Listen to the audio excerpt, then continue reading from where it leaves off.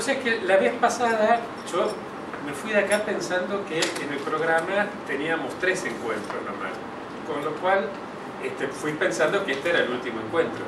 Y después cuando me puse a ver la programación para ya recordarle a los que vienen, resulta que teníamos 4. Con lo cual, lo lamento por ustedes, me van a tener que aguantar una reunión más. A mí me dio un cierto alivio porque la verdad que el tema de hoy es estructura de dominación. Era muy difícil meterlo en menos de 2 horas y particularmente sí, como a mí me interesaba, quería desarrollar un poquito el tema de estructura de dominación en América Latina y trabajar además el vínculo entre esto con la crisis de representación, teniendo en cuenta sobre todo aquello de que nullum crimen sine legem y cómo puede haber ley sin representación. Entonces, esta última parte, o sea, estructura de dominación en América Latina y crisis de representación, me voy a dar el lujo de dejarlo para la vez que viene, que hoy solamente mi idea originaria era hoy nada más que mencionarlo. Así que hoy lo que vamos a ver entonces es un esquema de estructura de dominación. La vez pasada habíamos comentado que podíamos entender a la sociedad a partir de asumirla como relación entre individuos, sociedad, ¿se acuerdan? Es decir, podríamos llegar a pensar que la sociedad existe, frente a aquello que dice la sociedad no existe. Lo que vamos a tratar de ver ahora entonces es cómo pensar a la sociedad.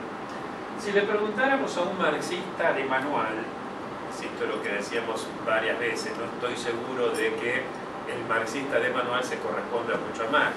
Tampoco lo critico demasiado. Cuando uno tiene que dar, después de la aberración que cometí yo, haciendo el Lacan que hice el otro día, mal puedo enojarme con aquellos que procuran hacer lo mismo con Marx. O sea, es muy difícil, autores tan complejos, con tantas idas, tantas vueltas, sistematizarlo y simplificarlo.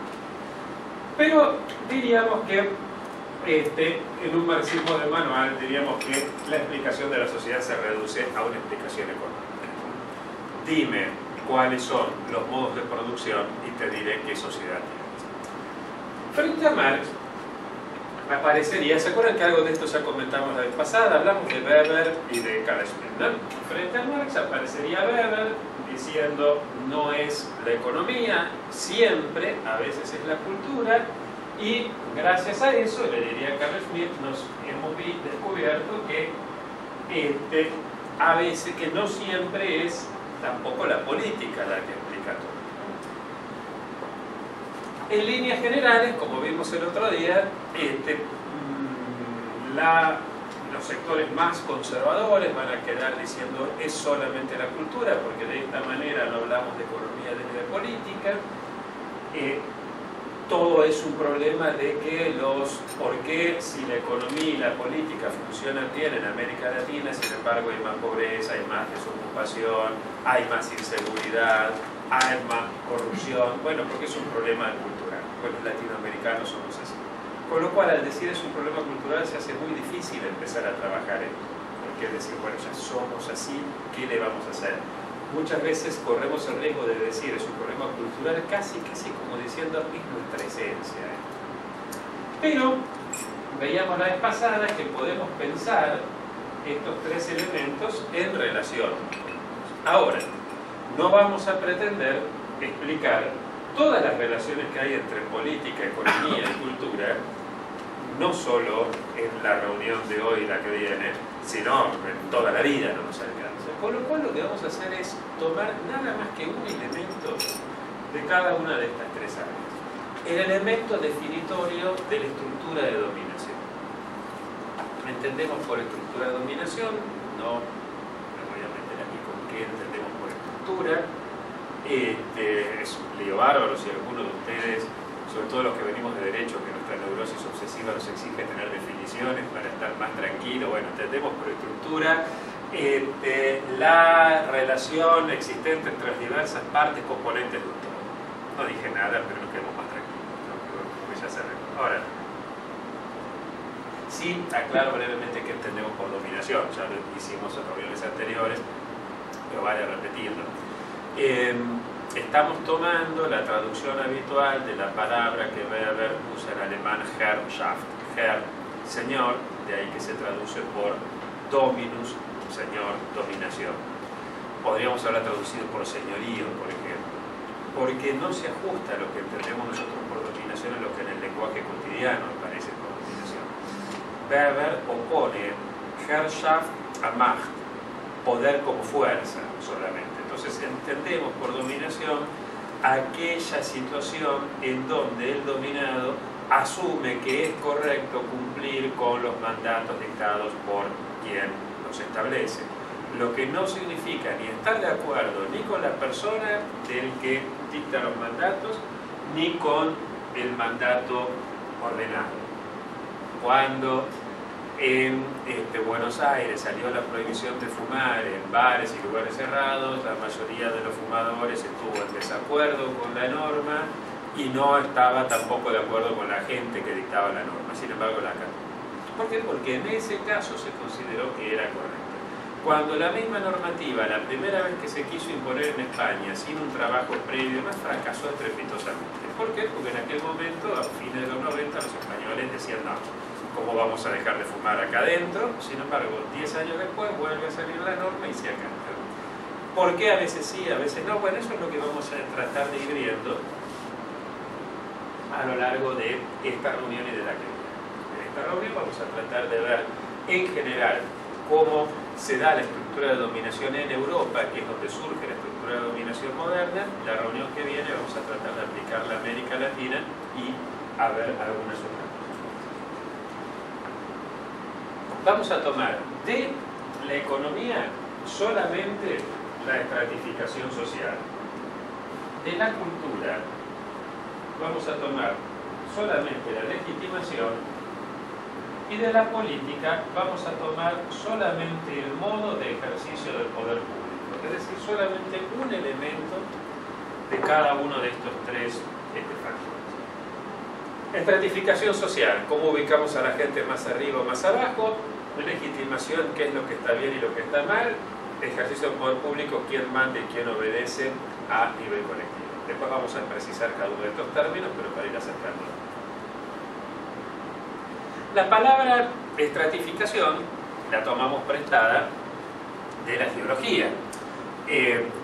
Yo siempre que pienso en esto, me imagino la montaña de los 7 colores, ¿no? Allá en Jujuy, donde vos ves claramente planteado cada estrato, es decir,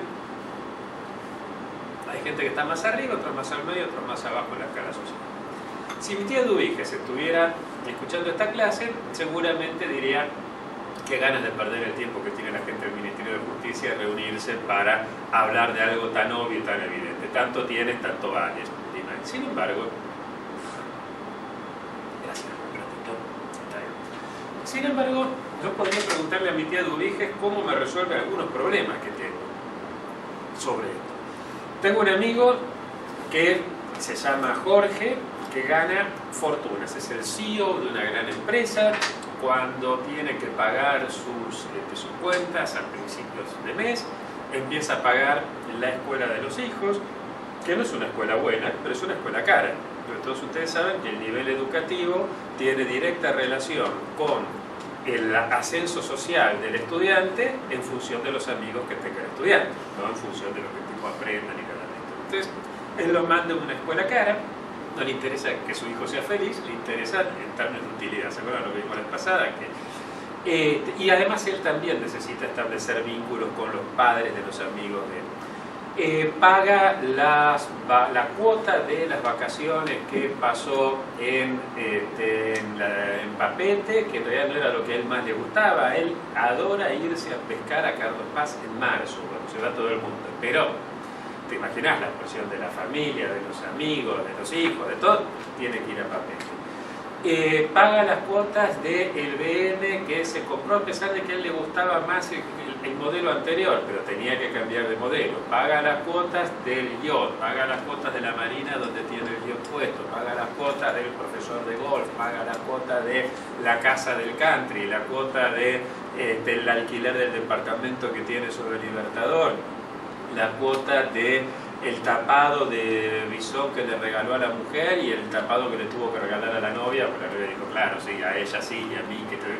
Una vez que él paga todo, no tiene un peso. Lo único que tiene son deudas, porque tampoco tiene las cosas. Todos son cuotas. De acuerdo a mi tío Dubiges, Jorge sería pobre. Es más, de acuerdo a los manuales marxistas que todavía siguen repitiendo a Marx como si Marx viviese hoy y estuviera hablando de hoy, siguen definiendo un proletario como una persona que trabaja para otro y no tiene capacidad de ahorro. Pero obviamente Marx no estaba pensando en este personaje. Entonces acá ya mi tía Dubiges encuentra un problemita. Segundo problema de mi tía Dubiges. Tengo un amigo que se llama Martincito Alza Galvear, de Ayerson Usue, Porredón y Ufos. Y habla así con la papa en la boca, ¿no? Trato que la familia estuvo en Francia, que también, entonces por eso... no tengo nada de ese color que... No veo nada acá, de ese color que los pobres llaman... Nosotros decimos colorado, ¿vos qué dicen los pobres? Que dice, el que dice rojo, pero pronuncia la R de una forma así terrible. Bueno, ese Martincito no estudió, empezó a estudiar Derecho, pero no anduvo, después no terminó ninguna carrera, no trabaja. Sin embargo, Martincito vive en la casa de su tía, que tiene una casa muy linda en Barrio Parque, ahí por Juan Tedino, a la vuelta de Mirta. Y la casa el cuarto de huéspedes de la tía de Martincito es como esta habitación. Y encima Martincito cuando te... yo no había hablado de esto. Pues yo había dado este ejemplo para otra cosa. Bien. Entonces, la cuestión es que Martincito, lunes, martes, miércoles, lunes y martes lo vamos a ver en la casa de la tía, miércoles y jueves a la noche están en los boliches más top de Buenos Aires. Te vas al Baza y ahí lo vas a encontrar seguro a Martincito, miércoles y jueves, viernes y sábado no, porque ahí sale todo el mundo, los pobres, ¿no? Ahí él se va al country de algún amigo, que eso cuando no está en la casa del departamento de la tía en la Rue Foch en París, que le dicen, mirá, tengo... ¿Por qué va a los mejores boliches? Porque tiene amigos que le invitan. Porque además los amigos saben que Martincito es un tipo copado, que tiene amigas, que siempre hay alguna modelito en ascenso que dice, uy, mira dónde está Martincito, va el fotógrafo de no sé qué revista. Podemos decir que Martincito es pobre, sin embargo no tiene nada. Para no aburrirlos más con mis amigos, voy a contar el caso de Tomás, que Tomás es ingeniero, montó una empresita de construcciones, le va muy bien, siempre ha hecho una pequeña fortuna, ¿no? Una pequeña fortuna por derecha, un tipo, como dirían los brasileños, muy legal en todo sentido de legal, tipo simpático, agradable. Tiene un problema mi amigo Tomás, y es que está perdidamente enamorado de Mirufita. Y Mirufita es una chica, hija tardía de piamonteses, de estos que con 3 hermanos mayores, que ya cuando pensaban los padres que se había cerrado la fábrica, apareció Mirufita. Los papás de Mirufita tienen una verdulería allá por la cancha del Club de Tus Amores, por el Bajo Flores, que apenas les alcanza para llegar a fin de mes con esto. Y el problema es que los padres de Mirufita no quieren saber nada con que Mirufita se case con Tomás. Y Mirufita, educada a la antigua, con las tradiciones esas bien piamontesas de para vivir a la casa de un hombre o vas a entrar a la iglesia del brazo de tu padre y salir de la iglesia del brazo de ese hombre.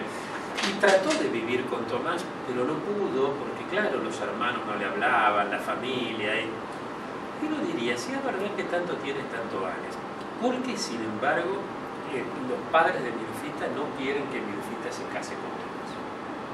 Tendrían que estar felices. La verdad que no sé muy bien cuál es la razón. Saben que me olvidé de contarle que Tomás es negro. Y a lo mejor los papás de Mirufita tendrán miedo de tener nietos a cuadritos. No sé, alguna razón extraña hay, pero parece que hay algún vínculo entre el color de la piel de Tomás y la opinión de los padres de Mirufita. ¿Qué quiero decir?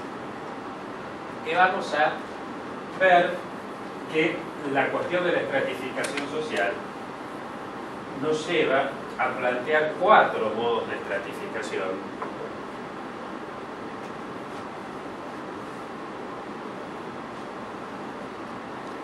según que lo que determine la pertenencia a un modo u otro sea la naturaleza o el dinero. Si es la naturaleza, vamos a hablar de estratificación por castas, cuando, y acá lo digo, pero ni lo escribo, es una aberración, solo para que nos quede el recuerdo por lo aberrante de la palabra, la raza sería lo que determina. Obviamente sabemos que cuando hablamos de seres humanos esto es un disparate.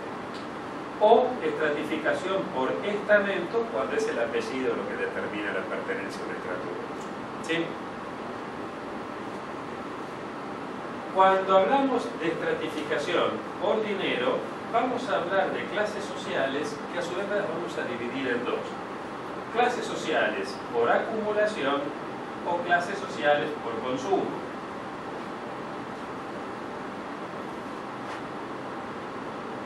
Este es el caso de mi amigo Tomás, este es el caso de mi amigo Martín, esto es lo que plantea mi tía Dubiges, esto es el caso de mi amigo Jorge.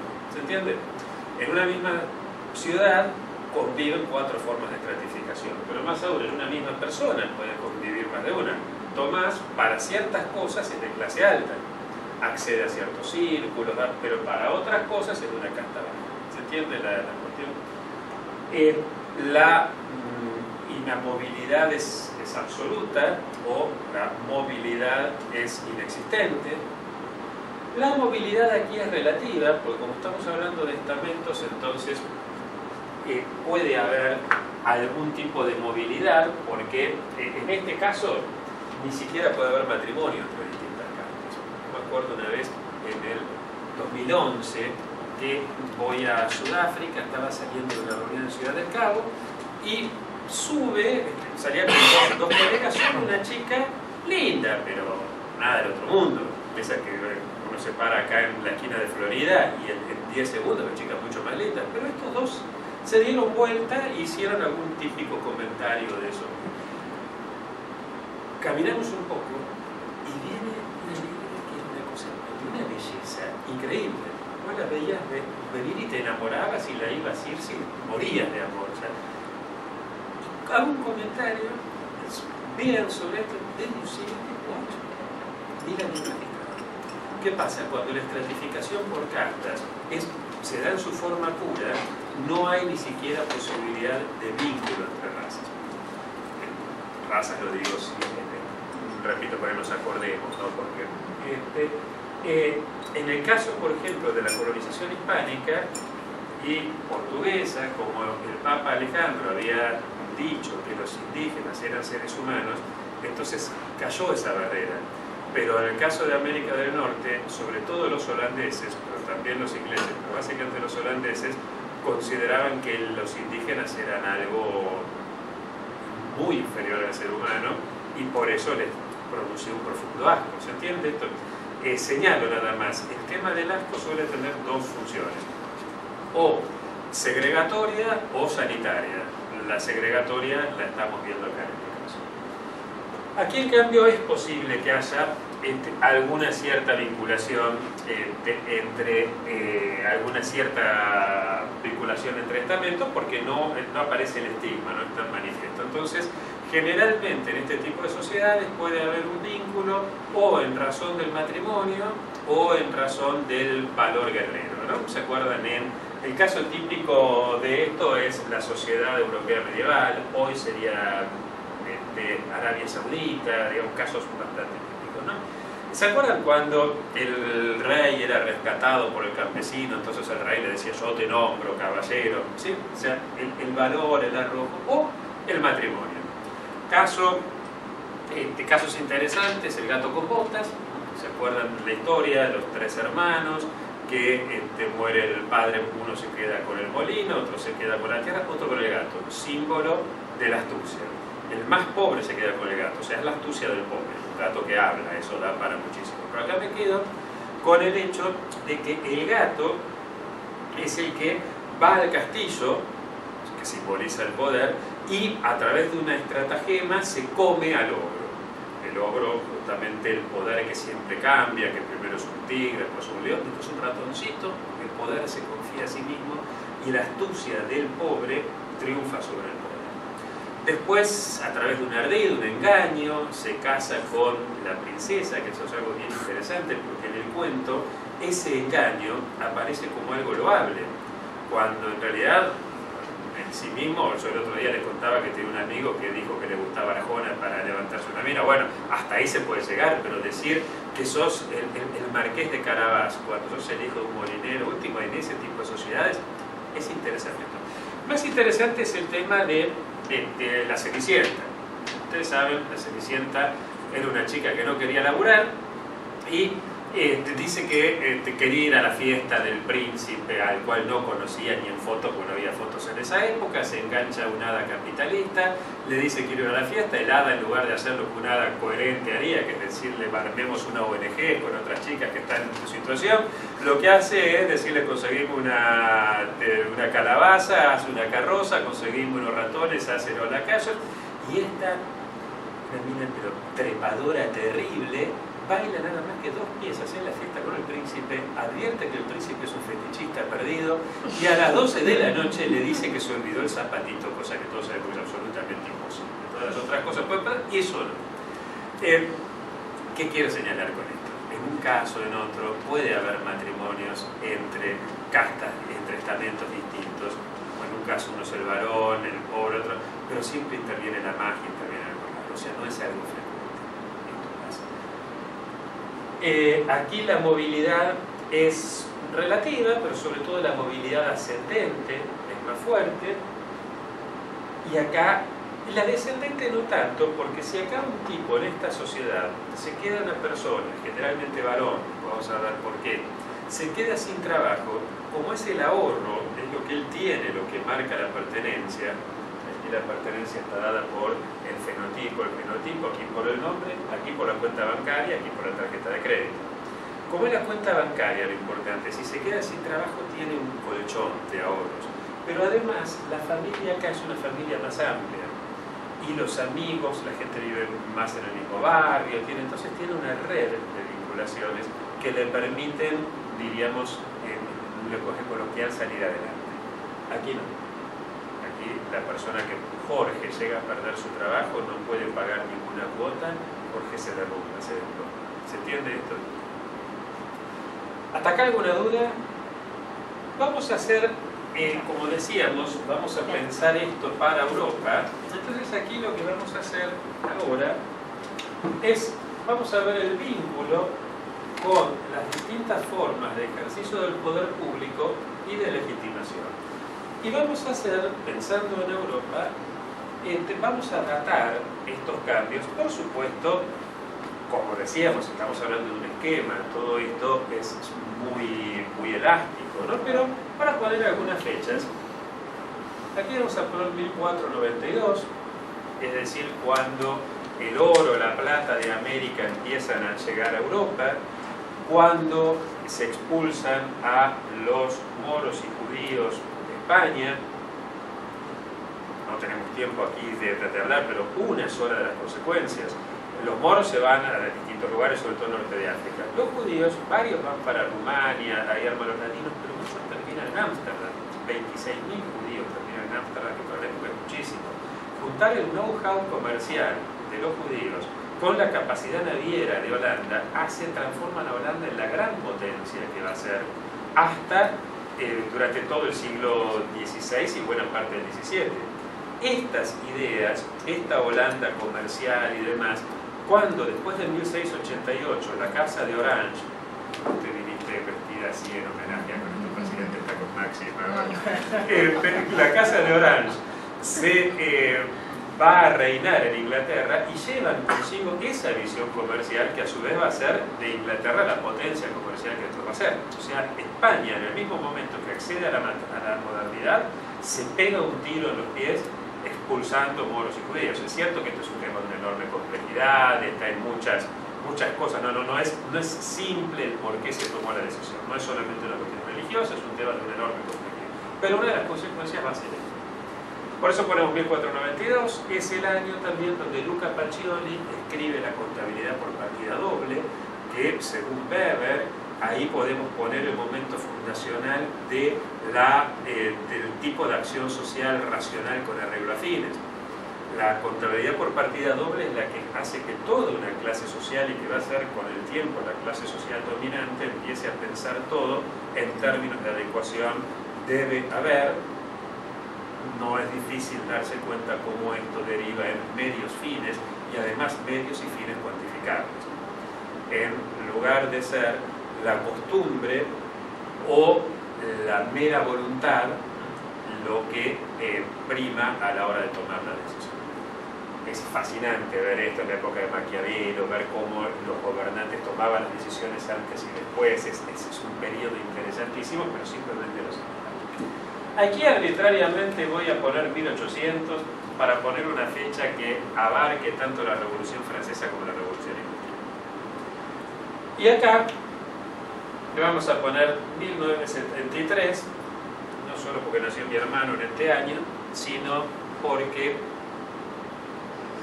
es el año que termina la guerra de Vietnam. ¿Se acuerdan que la vez pasada hablábamos de la importancia de la última guerra masiva? Es el año donde viene la guerra de Yom Kippur y la consiguiente crisis de los petrodólares.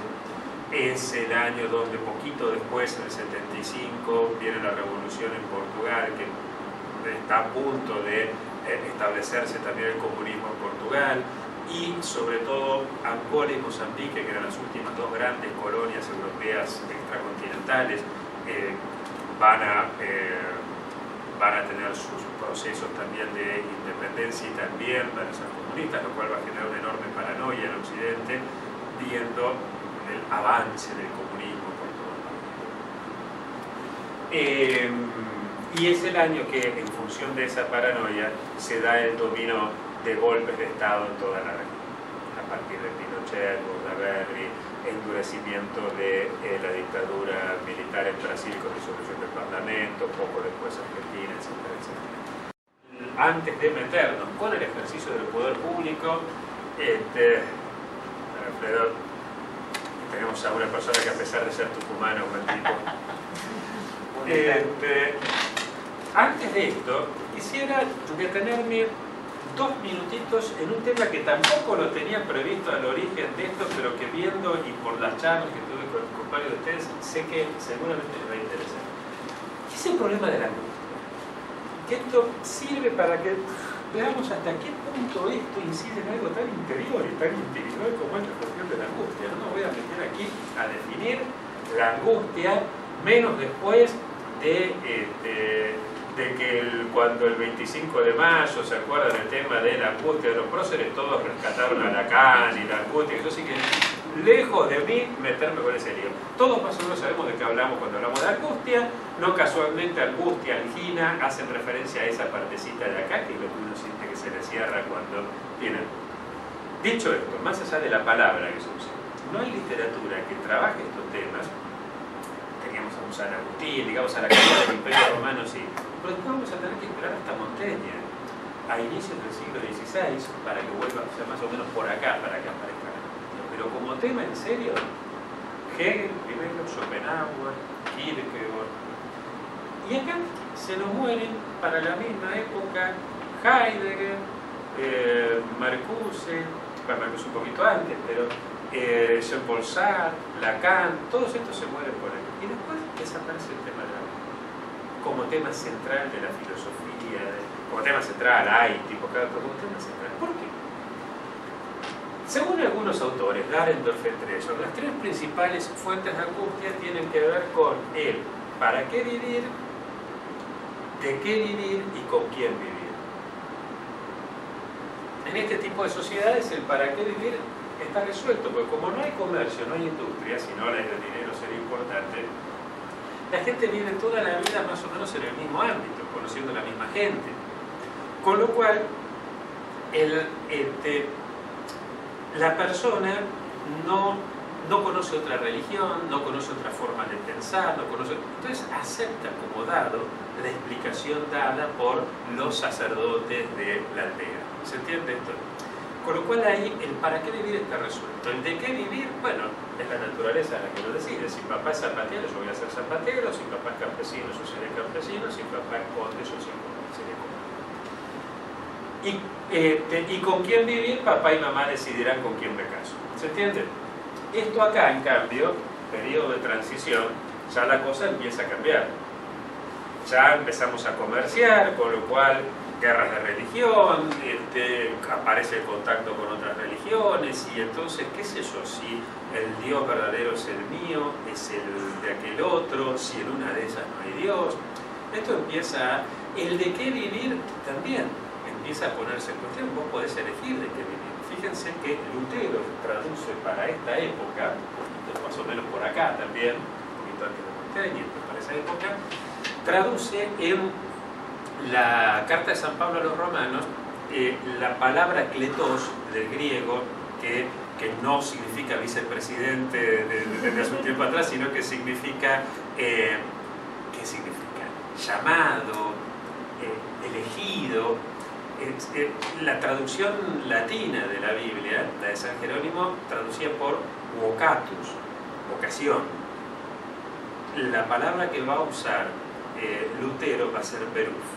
Beruf, los que estudiaron ciencias políticas, sociología, se acuerdan del librito de Weber, ¿no? La ciencia el político y el científico, que tanto política y ciencia política son beruf, es intraducible esto, pero significa al mismo tiempo vocación y profesión. ¿Por qué? Porque Lutero es el tipo que recoge la idea ya presente y la santifica. ¿Se entiende esto? Por eso en los países protestantes la idea de la santificación por el trabajo y demás va a ser muy anterior a los países católicos. Porque aparece esta idea del beruf como que la vocación, llamado, es al mismo tiempo la profesión. Bueno, y con esto podés empezar a elegir todo. Por eso aquí empieza, pero a partir de Revolución Francesa Industrial, obviamente podés y debés elegir. Con lo cual, este es el momento en donde la angustia crece. ¿Y acá por qué? Si aquí resulta que vos podés, no solamente podés elegir, sino que permanentemente podés cambiar de religión. En estos tiempos, si un señor iba los domingos a misa y un domingo iba a la escuela dominical de los evangelistas, todo el mundo lo iba a ver como algo raro. Ahora nadie se entera. Antes, una vez que la persona se casaba, como veíamos en las clases anteriores, un matrimonio con 10 hijos, el divorcio era impensable, tanto para uno como para otro. Para la mujer porque no tenía dónde ir, para el hombre porque no tenía dónde conseguir otra esposa, no había mujeres en el trabajo, en la universidad. Hoy, en cambio, es mucho más posible que antes. Por último, el de qué vivir, todos ustedes ya saben que todos ustedes, seguramente, salvo Ramiro, que por una cuestión de edad todavía no, pero en serio, el resto, seguramente todos han tenido ya más de un trabajo, más de una cosa, y muchos de ustedes han tenido que hacer ya un posgrado en algo distinto de lo que estudiaron, o reciclar los aprendizajes que tuvieron en la facultad es decir, ya no queda más lugar para mi papá que se recibió de abogado y fue toda la vida el abogado del barrio allá en la droga. No existe más. ¿Y por qué, sin embargo, entonces no hay tanta literatura sobre la muerte? Porque acá vamos a ver después con más detalle. Hay tres cambios fundamentales que son el cambio en el lugar, en el ámbito laboral, en el ámbito residencial y en el ámbito doméstico. ¿Se acuerdan que en la primera reunión hicimos referencia a esto? Ahora lo volvemos a ver. Nadie trabaja toda la vida en el mismo lugar. Cualquier persona que en esta época o antes, a los 40 años, tenía que buscar un nuevo empleo y mostraba que había trabajado en 3 lugares distintos, no iba a ser bien visto. Si ahora una persona va a buscar empleo con 40 años y muestra que trabajó siempre en el mismo lugar, no va a ser bien. ¿Se entiende esto? Cambia el lugar en el ámbito laboral, en el lugar de residencia. Una persona vive en distintos lugares porque el cambio justamente en el ámbito laboral marca un cambio en su estatus. Y la persona debe, entre comillas, un poco, ¿no?, seguir a su estatus. Es decir, el chico que gana un buen sueldo y cuando sale de trabajar de por acá se va a alguno de los pubs de Reconquista o de Viamonte y le dice a la minita, ¿te querés? Se engancha con la chica, te venís a Mataderos esta noche, la chica muy posiblemente le diga, nos vamos a Puerto Madero, puede ser que digas, ¿se acuerdan que esto lo habíamos visto? Pues el pibe prefiere vivir en un cuartito choto en Puerto Madero antes que en una casa linda en Matadero. ¿Por qué? Porque refleja un estatus. Pero cuando pierde ese trabajo, el pibe no puede seguir alquilando el departamentito en Puerto Madero. Pero no vuelve a Mataderos. ¿Por qué? Porque no quiere volver a que los amigos, la familia digan, ah, volviste, entonces se va a ir a vivir al lugar. ¿Se entiende la idea? Cambia el ámbito residencial y cambia el ámbito familiar por las razones que se han visto. El matrimonio no dura, por estas cuestiones que hemos visto en reuniones anteriores. Todos estos cambios generan lo que algunos autores, como Sloterdijk, por ejemplo, llaman el individualismo de masa, ¿no? El tipo aislado, adentro de sí mismo, y que entonces no tiene posibilidad de conversar con otro, que es lo que le permite de algún modo angustiarse. Requerís tiempo para angustiarse. Si vos hoy, aquí no, porque veo que se generó un clima de trabajo realmente muy lindo y ustedes mismos son conscientes de la excepcionalidad de este. Lo normal es que si una persona entra a su oficina o a su trabajo donde sea y tuvo un problema ayer, se peleó con la novia o con el novio y tiene mala cara y alguien le pregunta qué te pasa, lo más probable es que no les cuente. Le diga, no, mira, comí algo pesado, dormí mal. ¿Se entiende? Porque no conoces al otro. Cuando no conoces al otro, no podés, lo mismo te pasa en el barrio, no existe más el cafetín de Buenos Aires, ¿no? Donde yo aprendí filosofía, no existe más eso. Entonces no hay tiempo, no hay lugar, pero las causas son aún mayores para que haya angustia. Entonces, como diría mi abuela Zulema, la profesión va por dentro. Y somos ollas a presión que por algún lado la cosa revienta.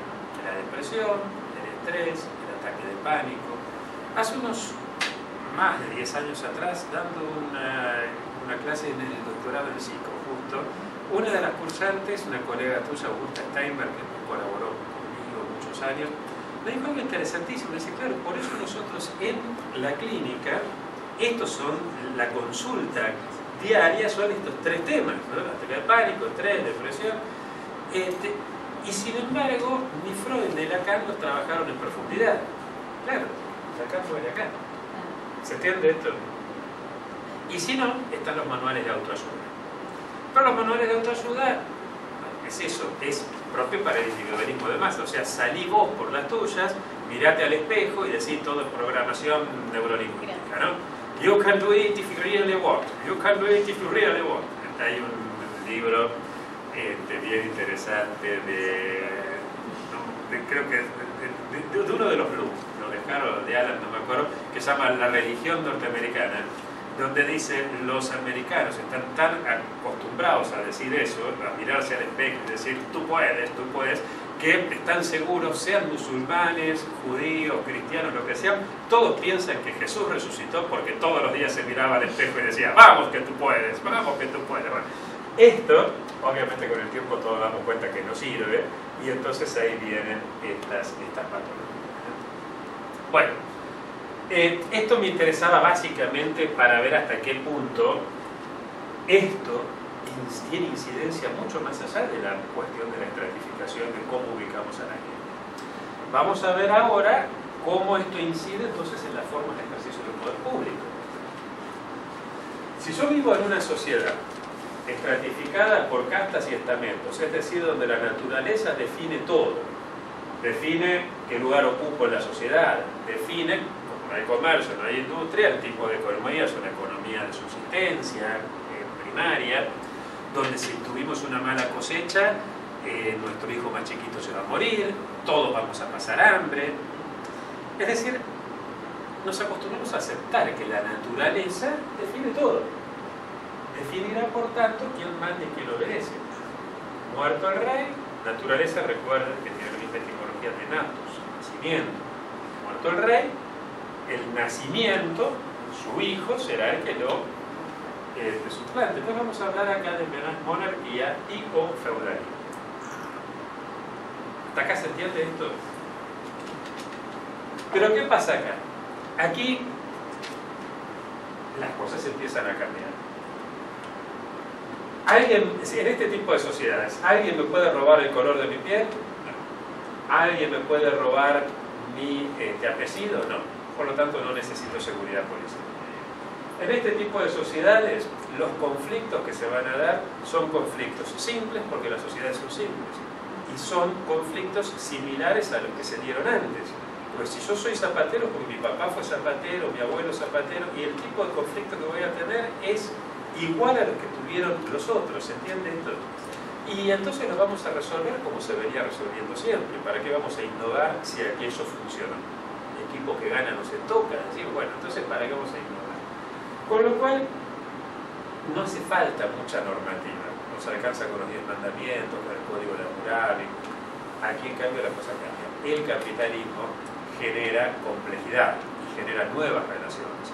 Y hace falta entonces seguridad jurídica. Tenemos seguridad policial, seguridad jurídica. Además, estos dos son dos componentes estructurales de toda sociedad compleja. Hay un tercer componente, que es la seguridad militar, que algunos sostienen que es estructural, otros no me voy a meter en esa discusión. Lo cierto es que históricamente lo que pasó fue que en la Europa de esta época vienen las guerras de religión, con lo cual el burgués le dice al rey: oiga, majestad, así no se puede comerciar, así no se puede ejercer la industria, ponga orden. ¿Y qué quiere que haga? Le dice el rey: haga como su primo el rey de España, invente la Inquisición y mate a todos los tipos que piensan distinto de usted. Usted tenga la religión que se le dé la gana. Si le gusta la católica, bien, la protestante, bien, y si no, invente otra como el rey de Inglaterra y ponga su tierra, pero acabe con esto. Y el rey le dice: bueno, pero para eso yo tengo que tener un ejército más fuerte que el de los protestantes, el de los católicos, el de la facción opuesta. No se preocupe, nosotros le pagamos. El tributo moderno aparece ahí. Ahí aparece, no me voy a meter con estos temas apasionantes, la cuestión tributaria, pero es ahí cuando se fortalece la cuestión, porque justamente hace falta pagar a este ejército. Pero además, a partir de esta época empieza a crecer la piratería. Crece el comercio marítimo, ergo crece también la piratería. Y por lo tanto va a hacer falta entonces una marina de guerra para tener asegurados puertos, tráfico de mercancías, etc. Con la marina y el ejército aparece la seguridad militar. ¿Se entiende? Seguridad ciudadana, seguridad policial, seguridad militar. Demandas de la burguesía, y me gusta usar acá la palabra burguesía, porque la palabra burguesía viene de burgo, que a su vez viene de burg, que es la muralla. De ahí viene, por ejemplo, boulevard. El boulevard es lo que queda donde antes estaba la muralla, ¿no?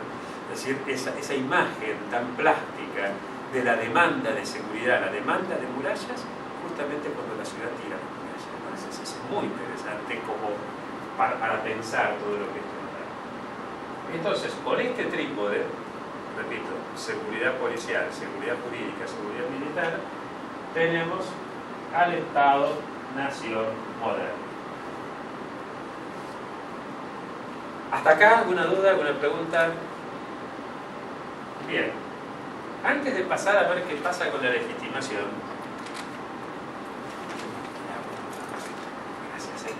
antes de pensar qué pasa con la legitimación, vamos a hacer una alusión, muchas gracias, a la situación de Argentina y después a la situación de Latinoamérica. La reunión que viene vamos a ver con más detalle el tema Argentina-América Latina. Aprovechando que tenemos un amigo tucumano y que los tucumanos odian a los salteños, no tanto como los de Santiago, pero que los odian, vamos a hablar mal de Salta. Aunque después cuando vaya el video algún amigo salteño se me enoje, no vamos a hablar mal de Salta, vamos a describir una situación que se está dando por allá. Cuando yo estaba haciendo mi tesis doctoral, justo antes, la terminé para el 2000, pero fines de los 90, y para el 2000 pasó esta anécdota. Yo estaba preocupado porque me interesaba hacer una descripción de la estratificación social de cada región de nuestro país para ver si esa forma de estratificación se condice con la forma de ejercicio del poder público y de legitimación. En el caso del noroeste, por intuición, uno se da cuenta que esto está muy fuerte, pero necesitaba indicadores más claros y algo que sea más... Los chicos de la Acción Católica de Salta me dieron una perla. Para el pesebre del año 2000, ellos quieren hacer un pesebre con Jesús, María, José, con rasgos indígenas. Y la gente decente de Salta dijo: no, ¿Cómo? Si todos sabemos que esto sería ir contra la verdad histórica. Todos sabemos que los judíos de hace 2000 años eran todos rubios, de ojos azules. ¿Qué pasa? Los dioses tienen que ser de la misma etnia que la casta dominante. Tan fuerte fue la presión que el obispo le dijo a los chicos, bueno, déjense de jorobar, pongan el pesebre de cielo. ¿Se entiende? Clarificación por acá. Sí, esto ahora está cambiando, pero si para el año 2000 en un grupo, una chica bien iba a bailar a la discoteca en aquel entonces de onda, de moda en Salta, y aparecían Hernancito, Michel Torino, Cornejo Conta, que no tenía un peso, era tipo mi amigo Martín, y aparecía también al mismo tiempo el hijo del turco Abdul agitando las llaves del BM o del Alfa Romeo. ¿Con quién se iba a ir esa chica? Con Hernancito, aunque no tuviera un peso. ¿Se entiende esto? Distinto sería lo que pasaría en Capital, acá estamos acá. A lo mejor sí se iba con Hernancito, pero el hijo del turco Abdul le compite con más posibilidades. Las llaves del Alfa compiten con más posibilidades. ¿Se entiende por dónde va la cosa? Por eso, en la época que yo estaba trabajando esto, el gobernador de Salta era Romero. Romero era hijo de Romero, lo cual no llamaría mucho la atención, salvo que el padre de Romero, actual senador por Salta, era también gobernador. Esto es algo que se repite en todas las provincias donde la economía tiene que ver básicamente con una producción no industrializada. En la pampa húmeda, la agroindustria plantea otro tipo de relaciones. Con una economía no tan industrializada o con el turismo. Entonces esto genera, por lo tanto, estas formas de estratificación. Por ende, tenemos estas formas de ejercicio del poder público. Si bien hoy está cambiando, en Salta, Juan Manuel Urtubey es hijo del doctor Urtubey, que por más que él se haya peleado con su padre, además no dejó de ser algo muy relevante a la hora de que él comienza la actuación política. Uno de sus hermanos es senador, el otro es un connotado dirigente de la UIA. ¿Se entiende la lógica de esto? Y lo mismo podemos pensar en todo el noreste. En San Luis, siempre uno de los 4 abuelos del gobernador es un Sá de apellido. ¿Esto es algo bueno, es algo malo? Es así. Yo realmente, y esto lo digo no por demagogia, sino porque honestamente estoy convencido que no hay mayores elementos para decir que los gobernadores de estas provincias hayan sido ni mejores ni peores que los jefes de gobierno de Capital Federal o gobernadores de la provincia de Buenos Aires, a pesar de que tenemos otra forma de planificación. Lo que es absurdo es enojarse por tener formas distintas de ver la cosa, de pensar la cosa. Bien. Es muy difícil de cambiar. Esto no es una cuestión, hasta tal punto vean que no es una cuestión ideológica, que por ejemplo, en Colombia, cuando voy a dar clases por allá, veo en la calle, sobre todo en Bogotá, en Medellín esto no pasa tanto, pero en la parte más de la sierra, en Bogotá, vos ves por la calle mucho mulato, mucho afrodescendiente, mucha gente con rasgos indígenas. En los cursos de doctorado casi ni en el parlamento, en las empresas y demás, casi ni. Salvo que tengan algún presidente paisa como Uribe, cuando los presidentes son de la sierra, son todos o hijos de presidentes o hijos de algo que estuvo cerca de ser presidente, ¿se entiende? Claro, dirán ustedes, por eso Colombia siempre tiene gobiernos de derecha. ¿Y Cuba qué? Cuba tiene esta forma de producción. Tiene también muerto Fidel o abdicado Fidel, que era Raúl. En Nicaragua pasó lo mismo.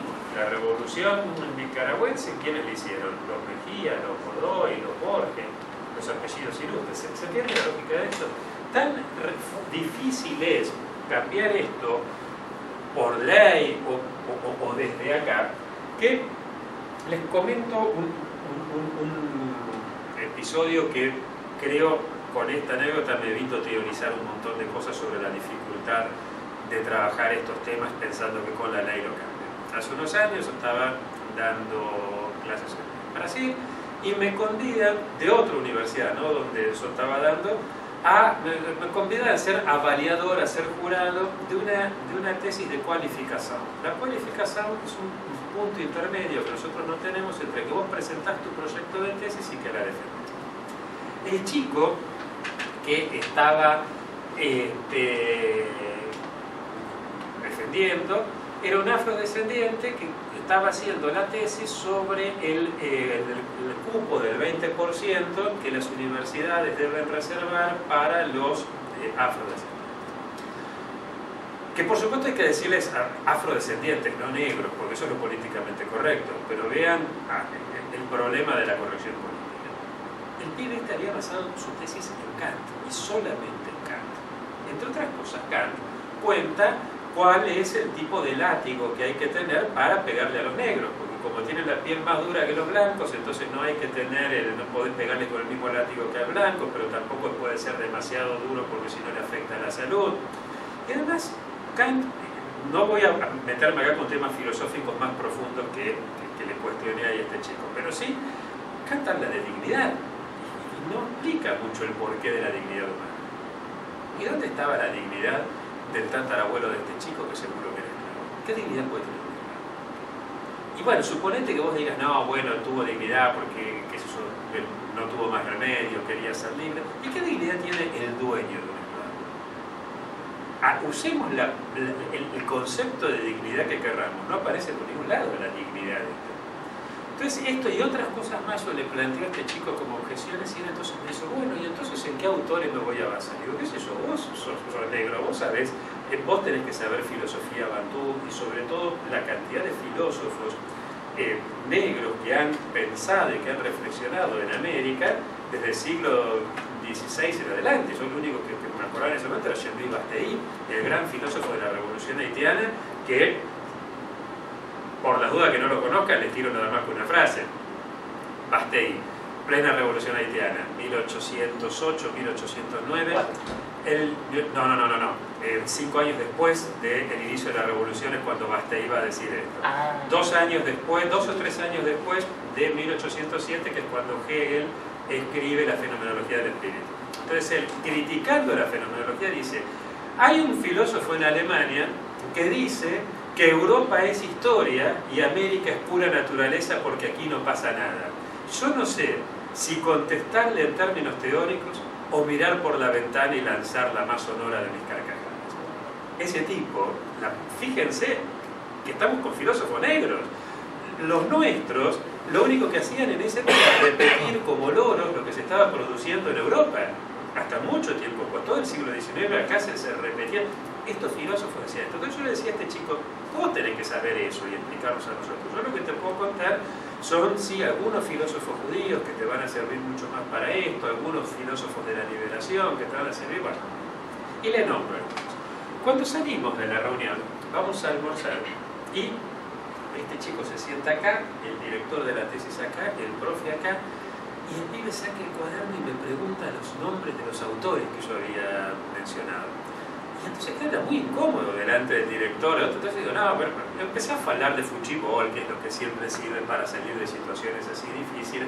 Pero en el baño me encuentro con el director de tesis. Y entonces, claro, surge el diálogo. El director me dice, Enrique, vos no entendés nada, no entendés cómo es la academia brasileña. Si nosotros a este chico, que por el hecho de ser negro juega en segunda división, encima le hacemos que haga su tesis con autores de segunda división, el pibe nunca va a hacer carrera académica. Queda horrorizado. Y entonces, ¿cuál es el sentido de traer acá a ellos? Y si la idea es enriquecernos nosotros con lo que ellos nos enseñan, no traer a un negro para decirle, vos sos afrodescendiente, y formatearlo como blanco. Para eso lo dejamos a ese pibe en su favela, que como es un pibe inteligentísimo hubiera pensado seguramente un montón de alternativas, de cosas. ¿Se entiende la lógica de esto? Lo difícil que es desde la ley solamente atender a esta cosa. Metemos entonces con la legitimación. Enrique, pequeñito paréntesis. Esto que está hablando vos de la estratificación, por ahí nosotros en la Argentina, o sea, sí lo vivimos, pero cuando uno recorre Latinoamérica se da cuenta que tanto menos... Yo dije al principio de Latinoamérica, hablamos la vez que viene. eso. Hoy estamos hablando de Europa, di este ejemplo de Argentina para que veamos, pero la reunión que viene es Latinoamérica y nos metemos a fondo con Latinoamérica. No te olvides que esta es la tercera clase, tío, así que hay temas que vimos y otro que vamos a ver. Legitimación. Si yo vengo de una sociedad donde la naturaleza define todo, define quién está arriba y quién está abajo, quién manda, quién obedece, y define por tanto lo que está bien y lo que está mal. Ahora sí ya podemos precisar y afinar un poco más el concepto. Vamos a entender por legitimación aquel proceso de explicación no lógica de por qué algunas conductas y algunas instituciones deben ser acatadas y otras no. Subrayemos por ahora proceso, conductas e instituciones. No lógico, fácil. ¿Por qué Patricio tiene que ir de saco y corbata a los lugares donde tuvo que ir hoy si yo sé que a él le molesta tanto como a mí andar de saco y corbata? Bueno, porque se supone que hay ciertas conductas que es legítimo hacerlo así aunque a uno no le guste. ¿Se entiende? No es lógico, ni hace falta que pensemos en la lógica de por qué se hace así. ¿Se entiende? Lo cual no significa que sea ilógico ni irracional, para nada. Por eso decimos no lógico, no decimos ilógico o irracional. Corre por cuerdas separadas, dirían los abogados. Es otro expediente.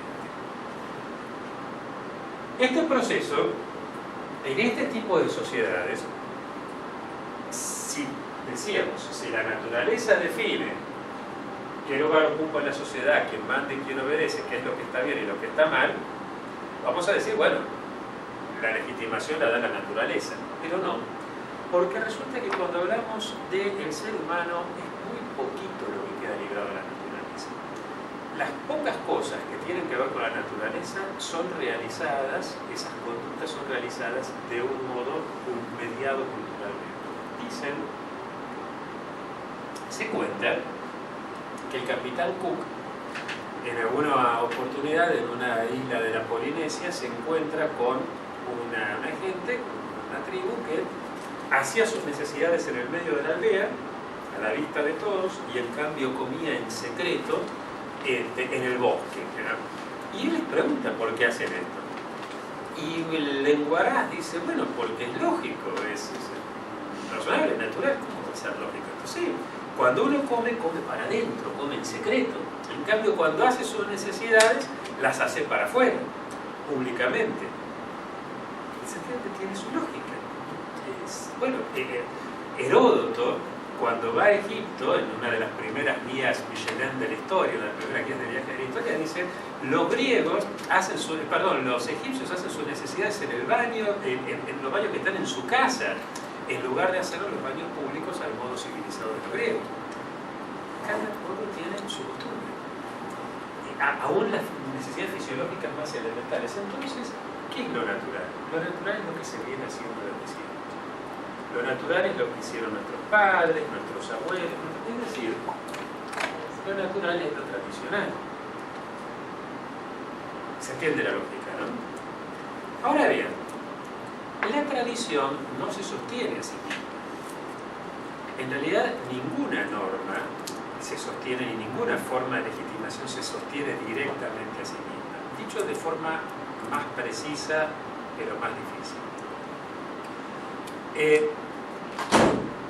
Es necesario legitimar una norma cuando la violación de esa norma acarrea mayores beneficios que su acatamiento. O dicho por el lado de la inversa, o de la negativa, no es necesaria legitimar una norma cuando su violación acarrea perjuicios mayores que su acatamiento. Ejemplo burdo pero fácil. Invitan al chico que va a una universidad privada de elite donde todos se conocen, se pone de novio con su compañera de segundo año de la facu, y la compañerita lo invita a cenar a casa de sus padres. Primera cena en casa de los suegros, gente muy bien, muy distinguida, está el papá, la mamá, el hermanito de la nena de 12 años y la abuelita de 80. Y a él le vienen unas ganas terribles de largarse. Hay una norma que dice no te hospedarás en casa de tus hijos. Ni siquiera es tan fuerte la norma que ni siquiera hace falta enunciarla con palabras precisas. Si el chico viola la norma, imagínense las consecuencias. El hermano diciendo, oh, mira lo que hizo, la abuela que le da un soponcio, el padre que se retira, la madre indignada, la novia que le dice, te vas de casa, no quiero verte más. Y la cosa no termina ahí. Al otro día en la facultad se van a enterar todos, le va a costar muchísimo volver a conseguir. La cantidad de perjuicios que tuvo son tremendos. En la vida no se le va a sacar ese arreglito de encima. ¿Hace falta, por lo tanto, legitimar la norma? No. Y es una norma bien extraña. Hace un rato decíamos que el asco es una de las cosas. Bueno, para esta época, más o menos por acá, cuando los burgueses empiezan a entrar en el palacio, los nobles empiezan a sacar una cantidad de normas. Por eso la palabra modernidad se asimila primero a moda, pero cuando el burgués copia la moda, a modales. ¿Se acuerdan del burgués gentilhombre? Así que entonces, pero el burgués también aprende los modales, y entonces ahí el noble va a inventar esto que si vos no te lo enseñan de chiquitito, de grande no podés aprender, ¿no?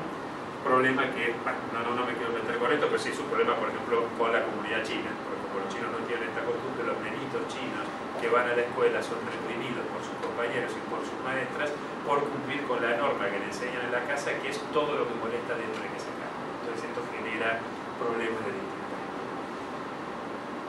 Lo importante para esto de acá, creo que con este ejemplo merito también teorizar un montón sobre la cuestión. El tema es que la tradición no se sostiene a sí misma. Entonces vamos a poner entre paréntesis. ¿Y sobre qué se sostiene? Y acá voy a dar dos ejemplos que me permiten trabajar un tema que es lo que a mí por lo menos me pasó cuando pasé de la actividad política a la vida académica, y que yo muchas veces cuando estaba en la vida política sin meterme con estos temas solía ver teorías conspirativas por muchos lugares. Solía decir, esto es algo tan perfecto que seguro hubo una decisión de varios tipos que se...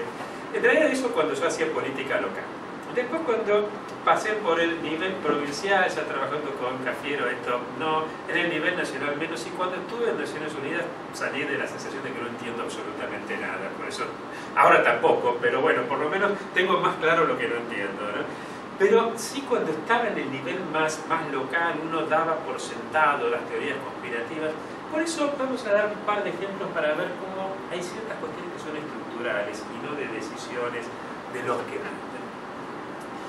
Supongamos que en un lugar y en un momento determinado hay una chica cunegunda, va a cumplir 13 años, entonces los padres le dicen, mirá Cune, vos ya estás teniendo la edad de casarte, así que tenemos que empezar a pensar en tu casamiento con Ataulfo. Y Cunegunda dice, no, yo no me quiero casar con Ataulfo. ¿Cómo que no? No, pues yo me enamoré de Novales.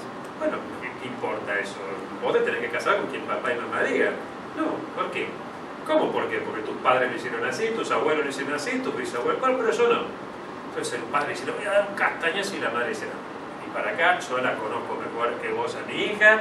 Si la mandás por la fuerza es capaz de hacer cualquier cosa, hasta de cortarle el pito a ¿cómo se llama? A Ataulfo y declarar el matrimonio rato. Hay que convencerlo. ¿Y cómo? No sé. Vayamos a preguntarle al legitimador. Y se va. En otra época y en otro lugar, hay un señor que envía a su esbirro a cobrarle el diezmo a un campesino. Y el esbirro entonces le dice al campesino, bueno, vengo a cobrar su diezmo, y el campesino dice, no, porque este año tuve una mala cosecha, no pienso pagar. Pero ¿cómo que no? Tiene que pagar. ¿Y por qué? Y porque así lo hicieron sus padres, sus abuelos, sus bisabuelos, yo no. Entonces el esbirro vuelve y le dice al conde, ¿qué quiere, jefe? ¿Que le quememos la casa? No, porque se nos va a armar un levantamiento campesino, hay que convencerlo. ¿Y cómo hacemos? Y no sé, vamos a preguntarle al legitimador. No es que todos los legitimadores de la historia se pusieron de acuerdo, sino que dada esta estructura, la respuesta es lógica. Si lo que legitima qué lugar ocupo en la sociedad, dónde estoy, es la naturaleza, y si lo más tradicional de lo más natural, es decir, lo que más tiempo hace que se viene haciendo, tenemos para legitimar todo esto, vamos a tener que remontarnos a algo que sea más antiguo que nada. Vamos a tener que remontarnos al principio.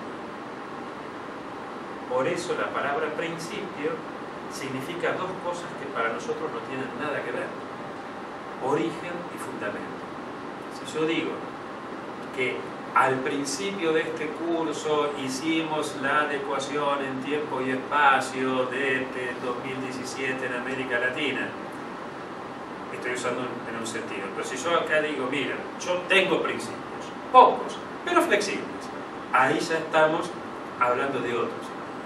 Para nosotros no tiene ningún vínculo, pero para esta sociedad sí. Como principio, en tanto origen, en tanto fundamento, en tanto que fuerza que emana del fundamento, en griego se dice arqué, a estas sociedades las vamos a llamar arcáicas. Mon, arquía, an, arquía, ese arqué, las vamos a llamar arcaicas. Ahora bien, el origen de todo esto nos lleva al terreno del mito, nos lleva al terreno donde nos religamos con ese origen y donde releemos, releguere, toda la historia a partir de ese origen. Es decir, la tradición se va a sentar en la religión. ¿Se entiende la lógica? Ojo, no estoy diciendo de ninguna manera que la religión surja para legitimar a la estructura de dominación. Más aún, la mayor parte de las religiones surgen al contrario, para deslegitimar. Buda va a poner en entredicho la estratificación por castas. Hasta un paria puede llegar a alcanzar el nirvana en iluminación. Sin embargo, el budismo va a ser usado para las peores atrocidades. No sé si fueron a ver Silencio. Si no la vieron, la recomiendo, la última de Scorsese, sobre los mártires jesuitas del Japón y sobre los dos supuestos apóstatas. Vayan a verla y si pueden, véanla en cine porque visualmente es impresionante esa película. Pero bueno, ahí tenemos un ejemplo de cómo la estructura de dominación del Japón usa el budismo para legitimarse. El Antiguo Testamento, Elías, los profetas. Si nosotros juntamos a Marx, Lenin, el Che Guevara, Mao Zedong y Trotsky juntos, al lado de los profetas del Antiguo Testamento parecen mi mamá y sus amigas tomando el té en la drogué y diciendo qué mal que está esto. Porque la fuerza, piensen que Elías, se cargó 84, 87, no me acuerdo, sacerdotes en una sola noche, los pasó de huello en el Monte Carmelo. Después dice, no me parece una carmelita. En el Monte Carmelo, a ese se le... ¿Por qué? Y sin embargo, bueno, y las invectivas de estos contra los jueces, contra los gobernantes, contra los ricos, contra los sacerdotes, y sin embargo esa misma estructura, los jueces, los ricos, los gobernantes, los sacerdotes, van a usar la Biblia para legitimarse. Jesús, idem. Es decir, lo que estoy diciendo es que la estructura de dominación usa la religión, no que la religión haya nacido para esto. ¿Sí? ¿Hasta acá se entiende la lógica de esto? Vamos a ver entonces qué pasa acá. Muy brevemente, bueno, antes de ver qué pasa con la religión, ¿qué pasa con la tradición? ¿Puede seguir siendo la tradición la que legitime acá? Y ya no. Ya no, ¿por qué? Primero, porque acá estamos hablando de comercio e industria. Entonces, si comercia un judío con un musulmán y no se ponen de acuerdo, ¿a quién van a pedirle que medie? ¿Al católico, el protestante, al budista? Obviamente no. Pero además, comentábamos también cómo por el comercio entra en crisis esta idea de que mi religión es, ¿recuerdan? Aparece la idea de que a lo mejor tendrá razón el otro, entonces ya la religión empieza. Pero hay una cosa todavía más fuerte, y es que como la tradición, por lo que veíamos acá cuando hablábamos de seguridad jurídica, ¿no? La tradición sirve para resolver problemas anteriores, viejos, pero no para resolver los nuevos problemas. Ustedes son muy jovencitos, pero les comento que cuando fue la reforma constitucional del 94, uno de los argumentos más fuertes era: tenemos una constitución de la época de las carretas. Y eso era un argumento que deslegitimaba la constitución de 1853-60. ¿Por qué? Porque estamos hablando de esta época. En esta época, al revés, decir tenemos una constitución antigua hubiera sido claro, por eso es legítima. Pero ¿qué es lo que queremos decir? Mirá, cuando estamos con internet no podemos estar pensando como cuando había carretas. ¿Se entiende la lógica? Por lo tanto, aquí, y esto pasa a partir de el comercio, la industria a partir de 1492, es acá cuando surge el derecho comercial, cuando el derecho romano civil, no público, se empieza a rescatar y a repensar. La tradición entonces va a ser reemplazada por la ley. ¿Sí? ¿Se entiende esto, no? Las razones por las cuales es la ley. Pero con la ley va a pasar lo mismo que con la tradición. La ley no se legitima en sí misma. Supongan que ahora nosotros decimos, miren, hoy a las 8:30, ¿qué tal si... ¿Alguien tiene idea de cómo va Argentina? ¿Qué? Uy, ¿se fue Bausa?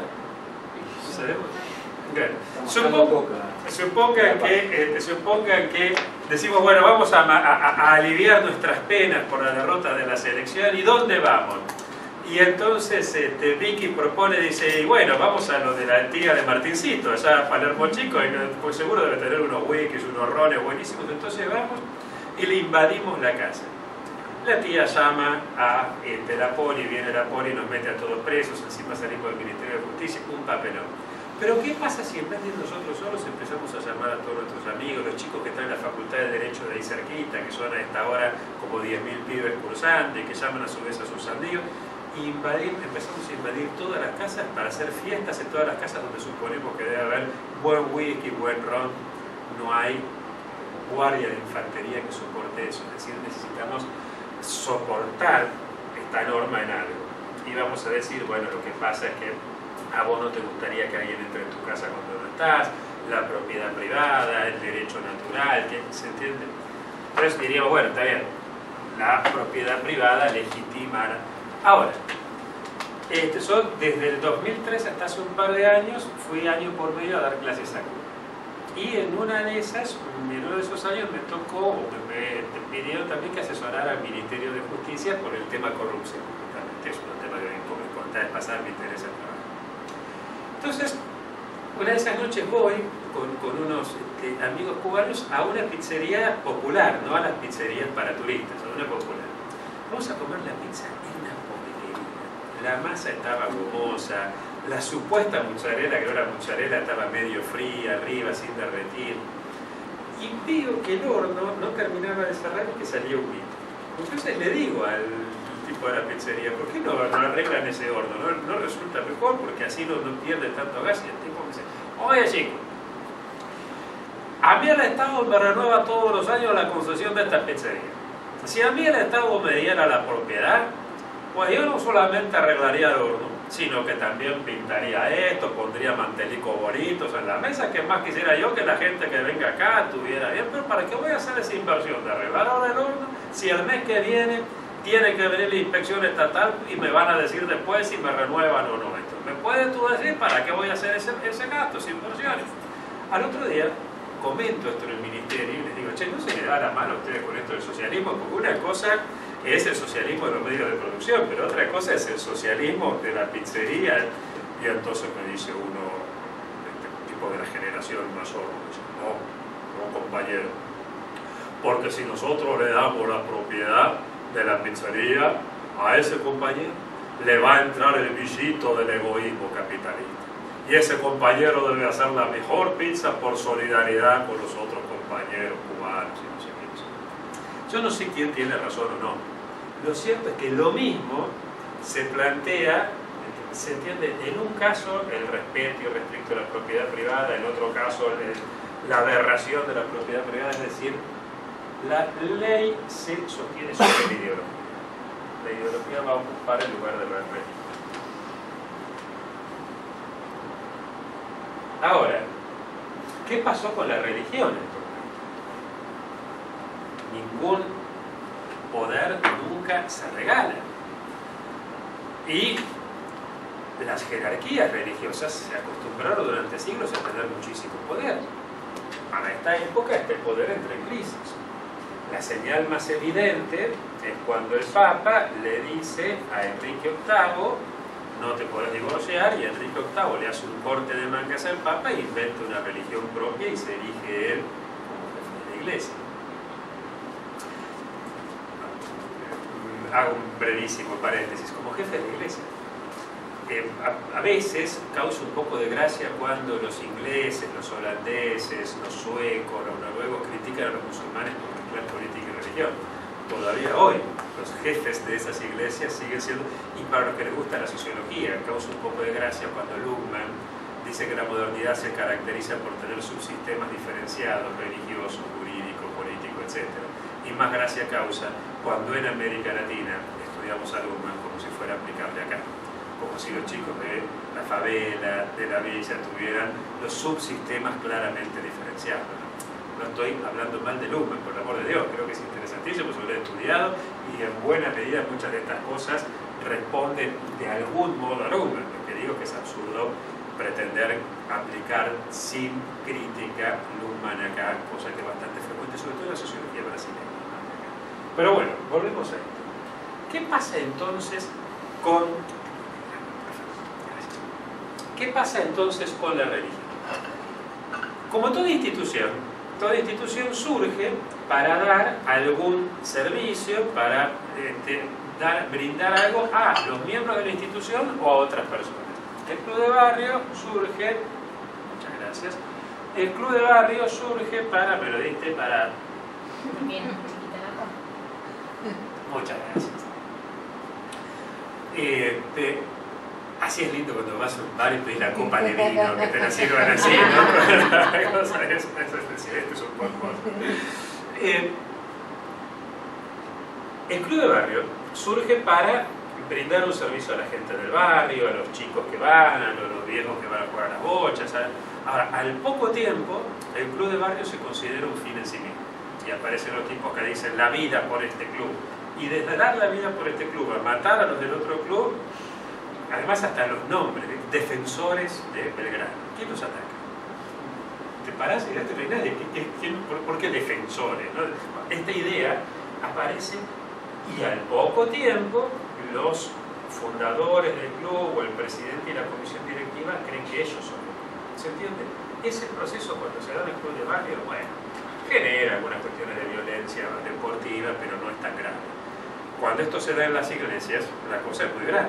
Y se da, porque son instituciones hechas, no sé si están hechas por Dios o no, pero los que las manejan y los que están ahí son seres humanos. Por lo cual sería absurdo pedirle a las iglesias lo que no es. ¿Esto qué significa? ¿Que hay que oponerse a toda institución? No. La institución ocupa, en el caso del ser humano, el lugar que los instintos para los animales. El ser humano sin instituciones es un desastre. Lo que significa es que hay una tensión permanente entre la institución en sí misma y los que son los beneficiarios de algún modo de esa institución. Que son los católicos, estaremos obligados a decirle al obispo, al papa. Entonces, ojo que ustedes no son la iglesia son nosotros, y ojo que ustedes están para acercarnos a Dios, no para que hagan ustedes lo que quieran. Y lo mismo pasa con el Estado y lo mismo con el club de barrio. ¿Se entiende la lógica? Ahora, como decíamos, como cualquier institución, las iglesias, y hablo en plural, porque si bien estoy hablando en Europa, ya estamos hablando del catolicismo y el protestantismo, no van a dejar tan alegremente su poder. ¿Qué es lo que van a establecer entonces? Lo que podríamos llamar, usando un término de la estrategia militar contemporánea, una estrategia de aproximación inminente. Es decir, volvemos. Enrique VIII le dice al Papa, ¿sí? No te presto más atención. A partir de ahí los papas dijeron mejor que no presionemos demasiado a los reyes. Y el arzobispo de Canterbury va a pensar lo mismo con mucha más razón todavía. Y los pastores protestantes de Dinamarca, Suecia, Noruega, Alemania, idem. Pero eso no significa que reciben su poder. Entonces, decíamos que la legitimación implica un proceso de explicación lógica de por qué ciertas conductas e instituciones deben ser acatadas y otras no. Conductas e instituciones. Las instituciones, claramente, las iglesias no se pueden meter directamente con ellas, porque hay el ejercicio del poder público pleno. Y con las conductas, depende cuáles. Con las conductas públicas tampoco. cuando estaba haciendo la tesis, después no seguí estudiando esto, así que no sé si a lo mejor habrá otro caso, pero lo que yo había encontrado como primer ejemplo de un conflicto social moderno era en 1520 y pico, o un poquito más allá, pero no mucho más allá, no llegaba a 1550. Recién había aparecido la imprenta y entonces unos artesanos impresores en Lyon le dicen al monarca: nosotros somos los que ponemos todo el esfuerzo, los que nos intoxicamos con el plomo, y no ganamos prácticamente nada. Los dueños de las imprentas son los que se llevan toda la renta y no hacen nada, y entonces hacen un reclamo de justicia. Los dueños de las imprentas le dicen al rey: bueno, si usted quiere que nosotros le subamos el sueldo a los artesanos, preferimos irnos a París y si no a Londres. ¿Se entiende? O sea, unos dan un argumento de justicia y un argumento más bien medieval. Más bien no era un argumento medieval. Los otros salen con un argumento de mercado. ¿Por qué en el medioevo vos podías dar un argumento de justicia? Porque tenía esta forma de estratificación. El campesino creía que era justo que sea campesino, porque aceptaba que la naturaleza lo define. Y el zapatero ser zapatero y el rey ser rey. Aquí no. Por lo tanto, aquí el argumento de justicia ya no cuenta. Entonces, la Iglesia, frente a esta alianza entre la burguesía y la monarquía, la Iglesia se da cuenta que si va al choque, pierde. Entonces, ¿qué va a hacer la Iglesia? No puedo meterme con las instituciones, no puedo meterme con las conductas socialmente relevantes, me voy a meter con las conductas privadas. Nuestra Constitución señala, bueno, ustedes, las conductas privadas de los hombres y obviamente las mujeres, aunque lo diga la Constitución, están reservadas a Dios y a su conciencia, y a su propia conciencia. Es decir, aparece. ¿Cómo se hace esta internalización? Bueno, es un proceso fascinante que aquí no tenemos tiempo de desarrollar. En algún seminario que dio la Universidad Gregoriana lo disfruté muchísimo porque lo que yo